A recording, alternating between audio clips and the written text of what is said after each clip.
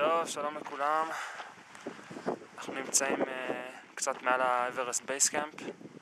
הגובה שלנו בערך 5,300-5,400.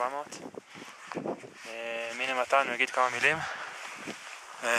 טוב, אז אנחנו, כמו שעידן אמר, בערך 5,400. אתם יכולים לשמוע איך אני מדבר, לא פשוט לנשום פה.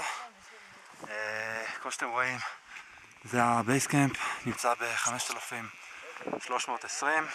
5,360, אז בערך אנחנו עכשיו 5,400.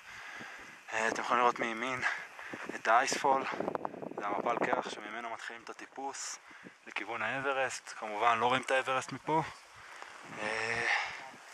וזהו, זה רק ההתחלה. גולת הכותרת היא מחר על קל הפתר בגובה של 5,555 מטר, תצפית על האברסט. וזהו. יאללה, שנתראה בשמחות.